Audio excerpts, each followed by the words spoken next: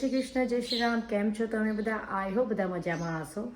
તો ઘરનું કામકાજ બધું જે રેગ્યુલર હવે પતી ગયું છે. 10:15 વાગી ગયા છે અને બસ અત્યારનું બહારનું વેધર આ રીતનું કંઈક છે. તડકો સારો એવો આવી ગયો છે અને અમારે અહીંયા થોડું કલબલ વધારે હોય અહીંયા, કારણ કે ખુલ્લી જગ્યા છે ને, એટલે પક્ષીઓ અને બર્ડ્સ મતલબ ચકલી ને બધા બહુ જ આવે, એટલે ચી ચા ચૂં કરી જતા હોય.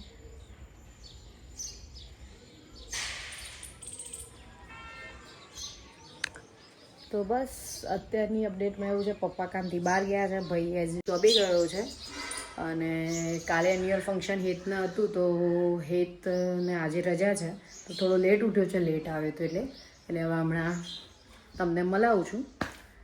અને રસોઈમાં અમારે અડધું પડધું બની જ જાય છે, કારણ કે ટિફિન અહીંયા બનાવવાનું હોય છે, એટલે મમ્મી અડધી પડધી રસોઈ બનાવી દીધી છે, ખાલી અમારી રોટલી બનાવવાની બાકી છે. અને અત્યારે હાલ હું અહીંયા મારો બ્લોગ જોઈ રહી છું.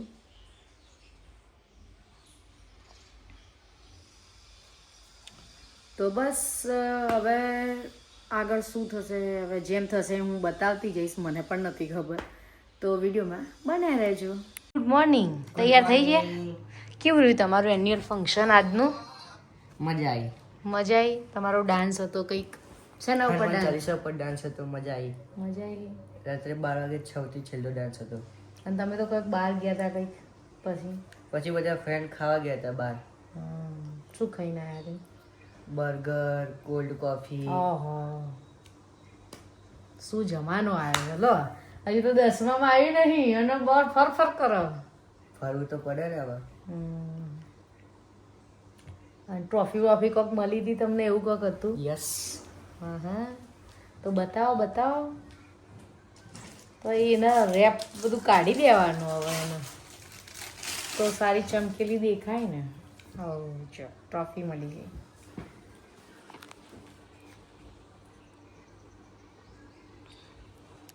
અને આજનો અપડેટ હવે આજે તો રજા હશે ને તમારે? આજે તો રજા એટલે કાલનો થોક આજે ઉતારવાનો. હા, પછી આમાં શું થાક લાગે, તો એન્જોયની વસ્તુ યાર. રાત્રે 12-2 વાગ્યા હતા એટલે આજે ખાઈને સીધું સુઈ જવાનું.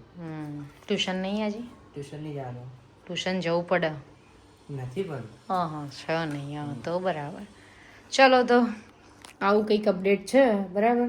હવે રસોઈ બનાવવાની છે, પણ રસોઈ બનાવીને પહેલાં હવે મમ્મીને મળી લઈએ. હેડો, કોમ પતી ગયું છે, હવે રસોઈ બનાવવાની પતી ગઈ? ના, ખાલી રોટલી બનાવવાની, શાક તો થઈ ગયું હવારમાં ટિફિન અંગાતે. એ તો મેં કહી દીધું ટિફિન અંગાત થઈ ગયું શાક, તો થોડી વાર પછી ને પછી રોટલી બનાવી. આપણે તો બનાવીને ખાઈ લેવાની, આપણે ખાઈ લઈશું. એમને મોડું થવાનું હોય તો શું કેવું? એ તું સાચી વાત. એ તો મોડા બહાર જાય એટલે એનું નક્કી ના હોય. હા, એટલે આપણે ખાઈ લઈશું. તો ચલો, હવે રસોઈ બનાવી, કામ બામ પતાવીને પછી મળીએ. પપ્પા જોડે તો કઈ વાતચીત થઈ એટલે થાય, પણ વિડીયોમાં કંઈ લીધું નહીં, કારણ કે એ બહાર હોય, અંદર થોડી વાર બેઠા હોય, તારો કંઈ વિડીયો કેપ્ચર કર્યો ના હોય. કાલે એન્યુઅલ ફંક્શનમાં ગયા હતા, પછી હું તો આવ્યા ત્યાં સુધી તો ઊંઘી ગઈ હતી, એટલા માટે. તો ચલો, આ પેલા પાછળવાળા માસી, આ ભારતી માસી મહાકુંભમાં જવાના ને? તારે જવું નહીં મહાકુંભમાં? આજે જવાનું. જવું આપણે લઈને કોણ જાય આપણને? એ વાત સાચી. કેતા હતા ભારતી માસી, પણ ત્યાં બહુ ભીડ હોય ને, દાદા ના પાડતા હતા. અને બહુ ભીડ હોય ના જવાની. એક્ઝામ હવે આવશે નહીં? હજુ તો વાર પણ તો ટ્યુશન બધું મિસ ના થાય? રજા પડે. હા, અહીંયા આ બધા વ્હાઈટ સ્પોટ થયા, ખાવાનું રાખ, ખાતાય જોર આવે આ છોકરાને. વધુ તો મટી જાય. અહીંયા ચા બની ગઈ છે અને અહીંયા પૌવા જે અમે ત્યાં બનાવું છું, ગાંધીનગર એ બનાવી રહી છું. ના તો ચા પીવાની ચાલુ એ કરી દીધી. ચલો, તો હવે ફટાફટ પહેલાં પૌવા બનાવી દઈએ. તો અહીં મેં તવી ગરમ કરવા મૂકી દીધી છે. તવી ગરમ થઈ જાય એટલે એની ઉપર હળદર એડ કરી દેવાની છે. અને આ ટેન જે અત્યારે ઉનાળામાં ફેસ ઉપર તડકાના લીધે જે થાય છે, ટેન પડે છે, આ એનો ઈલાજ કરશે. ઘરેલું ઉપચાર છે, ટ્રાય કરી જોજો 1-2 મહિના, તો તમને ડિફરન્ટ જરૂર દેખાશે.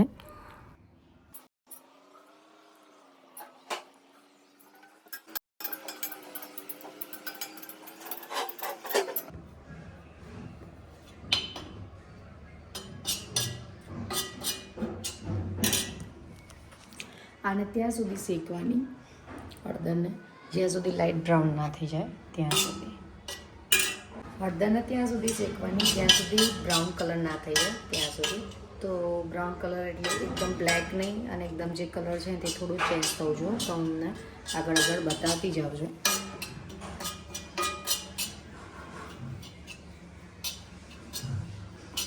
અને વીકમાં એકવાર લગાવવાથી ટેન જે ઉનાળામાં થાય છે ને ફેસ ઉપર બહાર તડકામાં જવાથી તે રિમૂવ થઈ જાય છે એટલા માટે. એકવાર તમે યુઝ કરો કે 15 દિવસે યુઝ કરો તો એની અંદર હનીને એડ કરી દેવાનું છે. લેમન પણ કરી શકો, પણ હની અને ગુલાબ જે રોઝ વોટર હોય તો રોઝ વોટર, બાકી એકલું હની અને સામાન્ય થીક હોય છે એટલા માટે થોડું પાણી એડ કરી દેવાનું. તો બસ એને પછી ફેસ ઉપર લગાવી 15 મિનિટ રાખીને પછી એને થોડા પાણીથી મસાજ કરીને વોશ કરી દો. સાંજ સરસ મજાની થઈ ગઈ છે અને અત્યારનું વેધર આ રીતનું કંઈક છે. અને મારા હેતભાઈ ભણવા બેઠા છે. હેતભાઈ આજે તને ખબર છે ખાવાનું શું બનાવવાનું છે? યસ, ખબર છે? ખબર છે. ઓકે, તને સસ્પેન્સ રાખી હાલ પૂરતું. તો આજે બનાવવાના છે ઢોસા. તો ઢોસાની થોડી પ્રિપરેશન કરી દીધી છે. બટાકા બાફી દીધા છે, દાળ બાફી દીધી છે અને જે બધું સમારવાનું કટિંગ બટિંગ કરવાનું તે બધું થઈ રહ્યું છે. કટિંગમાં ટામેટાં અને મરચાં કરી દે. અહીંયા ડુંગળી મરચાં કર્યા છે અને ગરમ પાણીમાં બોઇલ કરીને વટાણા મૂક્યા છે. માવો મતલબ જે ઢોસાનો માવો બનાવવા માટે. અહીંયા બટાકા બોઇલ કરીને કટ કરીને મૂકી દીધા છે અને અહીંયા દાળ ઉકળી રહી છે. તો દાળનો હમણાં મસાલો કરીશું અમે. તો આટલી પ્રિપરેશન થઈ ગઈ છે. હવે વિડીયોને એન્ડ સુધી જોતા રહેજો. એકદમ ચટપટા મતલબ એકદમ હેલ્ધી અને એકદમ મસ્ત ઢોસા બનાવવાના છે. તો અહીંયા તેલ મૂકી દીધું છે. અહીંયા દાળ બની રહી છે. તો તેલ એટલા માટે મૂક્યું છે કે બધો મસાલો ટામેટાં ડુંગળી છે, મરચાં લસણ બધું છે ને આમાં સાંતળી દેવાનું છે. બધા મસાલા અહીંયા કરી અને પછી આ જે બનશે એ ગ્રેવીને દાળમાં એડ કરી દેવાની, એટલે સંભાર બનાવવાનો છે દાળનો. તો એ રીતની રેસીપી છે. તો દાળ એ રીતે બનશે. તો તમે જોતા રહો. તો હવે પહેલાં આપણે બટાકાની ભાજી બનાવી દઈશું ત્યાં સુધી. તો તેલ આવી ગયું છે. અમારા અત્યારે શૂટ કરવાવાળા નવા ભાઈ છે હેતભાઈ.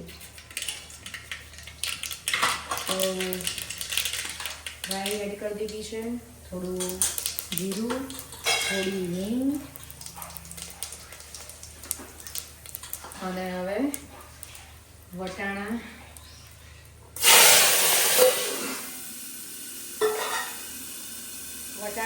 થાય ત્યાં સુધી આપણે આ જે બનાવ્યું છે સંભાર માટેનું એ રેડી થઈ ગયું છે.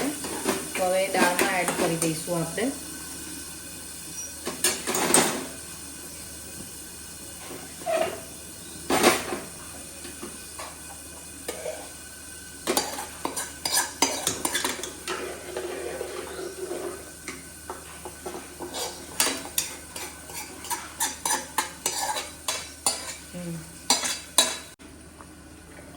થોડું ટૂ પર લઈ લે. ટૂ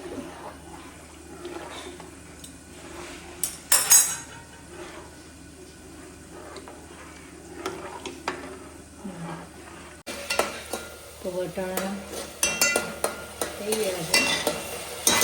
હવે થોડો એડ કરી દીધું છે, થોડા મરચાં અને ઓનિયન.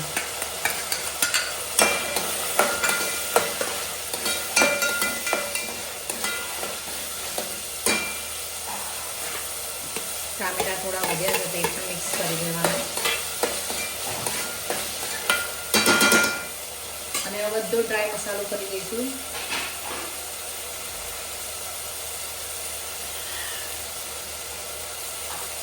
હળદર, લાલ મરચું, થોડું સોલ્ટ,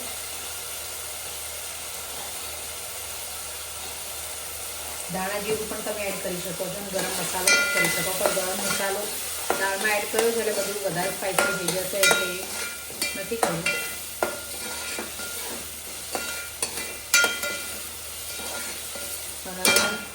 લાસ્ટમાં હવે બટાકા એડ કરી દઈશું ને એટલે રેડી થઈ જશે અમારો માવો.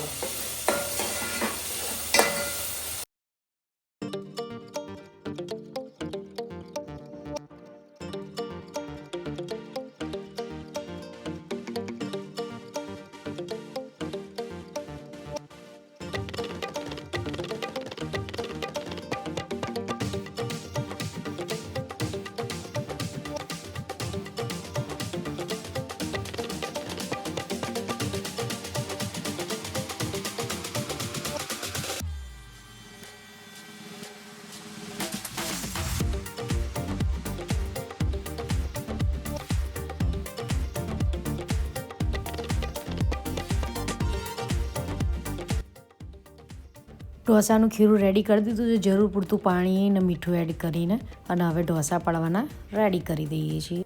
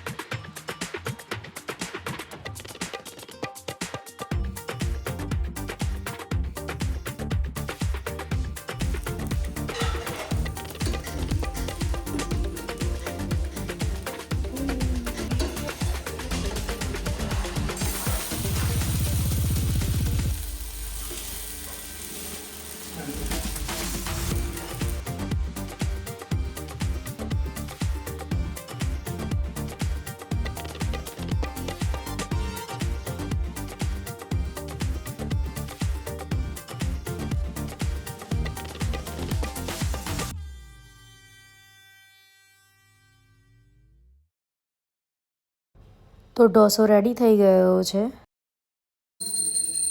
તો અમારા ઢોસા સંભાર અને કોકોનટની ચટણી સાથે રેડી છે.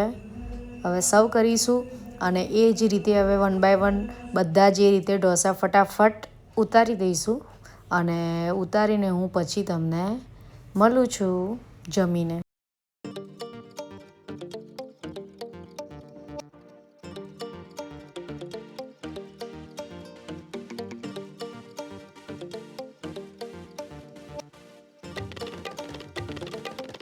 સરસ મજાના ઢોસા, મસાલાવાળા ઢોસા અને પેપર ઢોસા ખાઈ લીધા છે, અને હવે કામ બામ પતીને હવે શાંતિથી આરામ કરવાનો છે, અને એડિટિંગ પણ કરવાનું છે. તો વિડીયોને અહીંયા જ એન્ડ કરી દઉં છું. મારો વિડીયો પસંદ આવે તો લાઇક, શેર, સબસ્ક્રાઈબ જરૂર કરી દેજો, અને હવે નેક્સ્ટ વિડીયોમાં મળીશું. ત્યાં સુધી બધાને બાય બાય, જય શ્રી કૃષ્ણ, જય Shri Ram, and take care, good night. Thank you for watching. Like, share, subscribe, by.